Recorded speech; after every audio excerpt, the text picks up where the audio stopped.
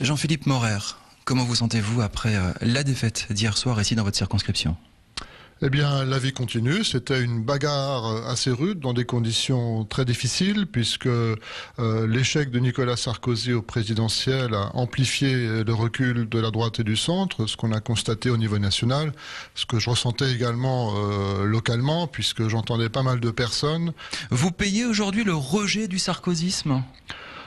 Très clairement, on a vu dans beaucoup de bureaux de vote, effectivement, des gens se mobiliser contre Nicolas Sarkozy et cette mobilisation a continué aux législatives.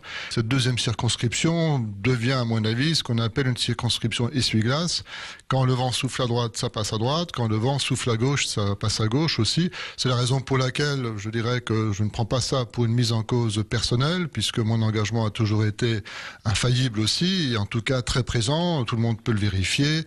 Toutes les données sont disponibles à ce niveau. Cela dit, quand le vent national souffle fort et qu'il souffle à gauche, on voit le résultat, une centaine de circonscriptions perdues au niveau national et donc celle de la deuxième circonscription du Bas-Rhin. Le vent a soufflé fort, la gauche a la majorité absolue à l'Assemblée nationale. Quel regard vous allez porter sur cette Assemblée désormais, sur la gauche qui a quasiment tous les pouvoirs local avec les régions, les départements, sauf en Alsace, évidemment, mais au niveau national, c'est le cas, et cette Assemblée? Écoutez, la gauche ayant tous les pouvoirs au niveau local et au niveau national, elle a pris des engagements et donc ne pourra pas expliquer qu'elle ne peut pas les tenir parce qu'elle tient les leviers du pouvoir, pouvoir local, pouvoir national aussi.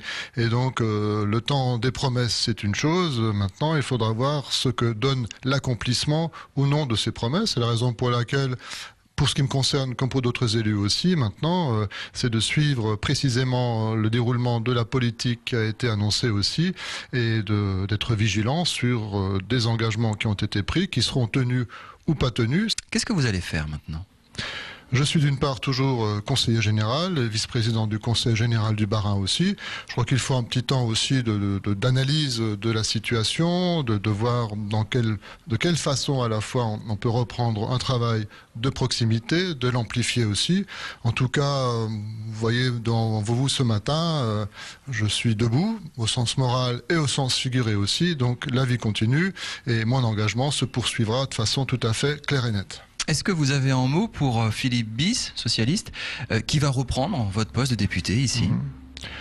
Eh bien, pour Philippe Bis, moi, je lui souhaite, après le temps à la fois des attaques dont j'ai été l'objet aussi, d'être dans un travail non pas de démolition, mais un travail constructif et aussi de voir scrupuleusement si tous les engagements qui ont été pris seront tenus.